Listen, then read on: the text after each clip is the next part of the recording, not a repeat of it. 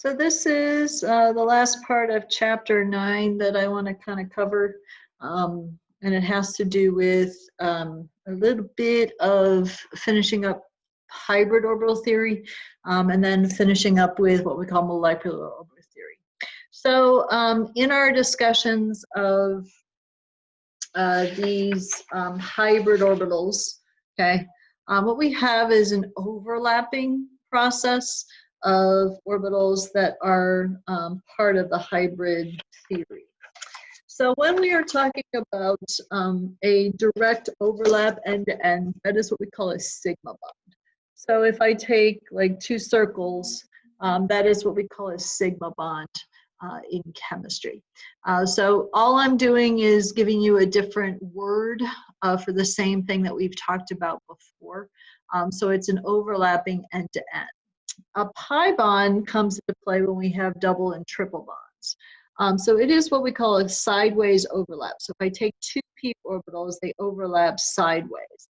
And I'm going to have you watch a video. It'll make a lot more sense for you to see it live and in person instead of me trying to draw it. So it is the sideways overlap, and it's what we call above and below the plane, so that you could have a bond above and below, a chance for the electrons to be above and below the plane.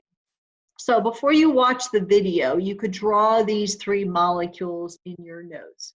And I'm going to kind of show you the video here in a second, and then I'm going to add to your notes. So we have C2H6, so everything is single bonded. C2H4, which has a double bond, and then C2H2, which has a triple bond. So this is the video that I'm going to put. It's called Sigma and Pi Bonds. There used to be an animation where you could actually click on each one of these and go through it step by step. Somebody was nice enough to tape it because the animation is no longer valid. So it goes through C2H6, then it goes through C2H4, and then it goes through C2H2.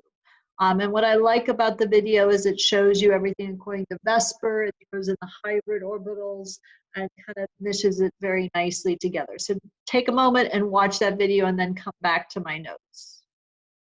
So from the notes, or excuse me, from the video, when you look at a molecule, everything that is a single bond is considered a sigma bond.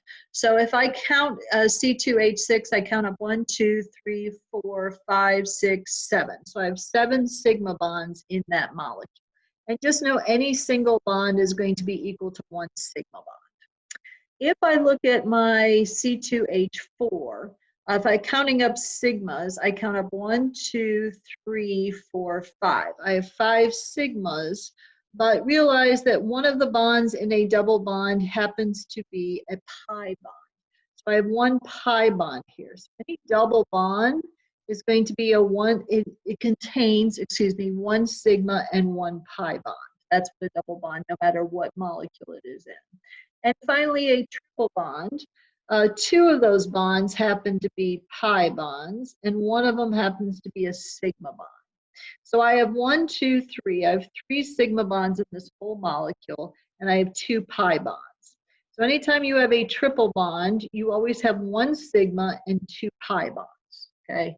So I might give you a molecule and ask you how many sigma and how many pi bonds are in that molecule. That's really all we use it for. So again, it's in conjunction with the hybrid orbitals, but it is another vocabulary term that you need to know. All right, so the third theory that I'm just briefly going to talk about is called molecular orbital theory. And the reason I'm going to mention this is because it does explain a couple things that can't be explained otherwise. But I am not going to spend any time going over to the huge detail, but I'll just give you kind of a brief overview.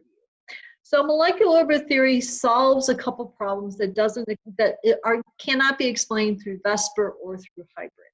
So the first one is resonance. Okay, so if I have a molecule of benzene, for instance, okay, and I draw it as a hexagon, and then I have the 3 double bonds. Oops, I drew that horribly.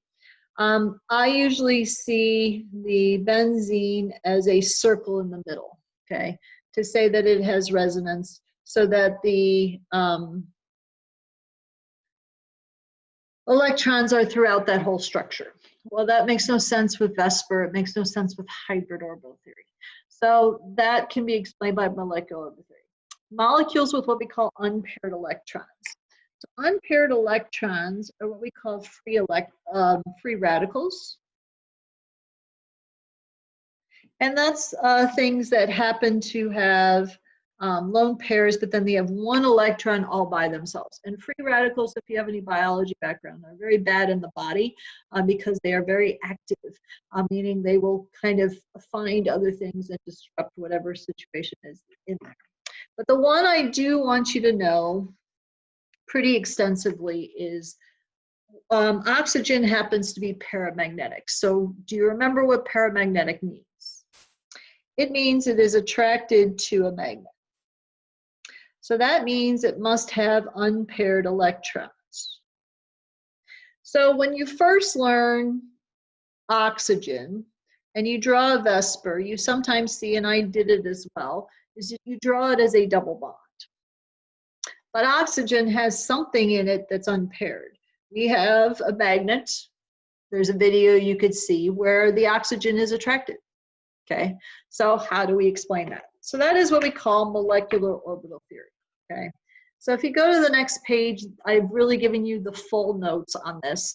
I want you to focus more on just the general idea. Okay, but if you want to talk about it, I could definitely talk about it. So if we think of a direct overlap situation of a bond, okay, we can have what we call like a Venn diagram. Okay, so the place where it directly overlaps is what we call a bonding orbital. And anything not is called an anti-bonding orbital.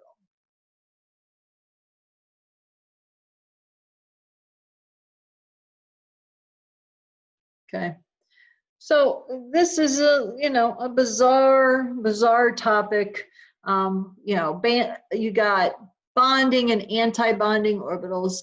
But what I want you to understand about molecular orbital theory is it's the same as what we've already learned. All we're doing is essentially taking like an s orbital and we're now converting it into a molecular orbital so the electrons can exist.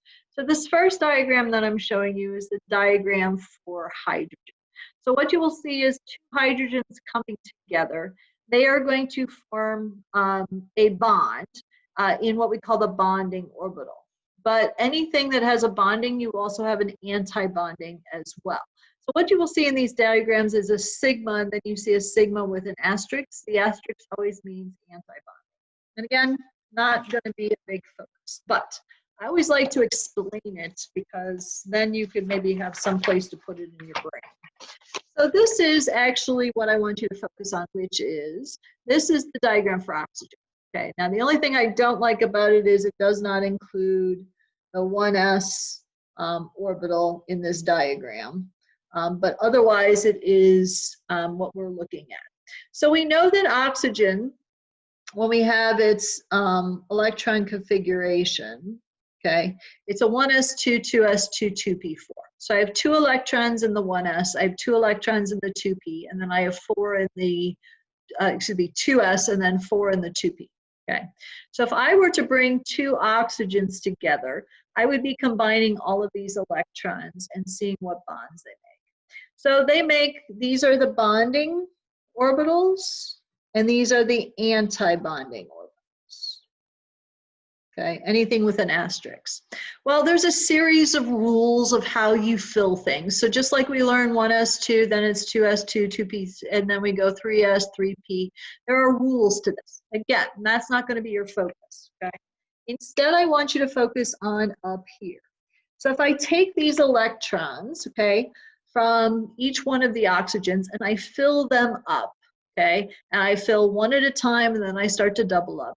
There is such a case with the molecular orbital theory that you will see that oxygen has 2 unpaired electrons. Write down 2 unpaired electrons.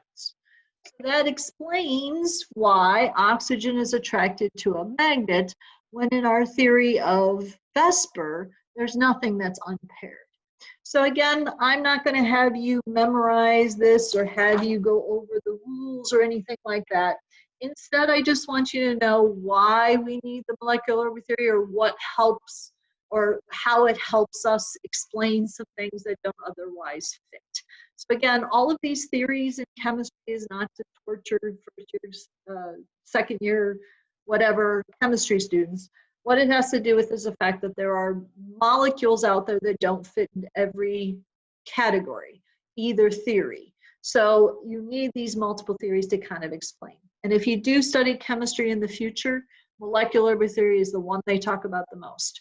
So I do like to at least introduce it to you so at least you have a flavor of what you're getting into.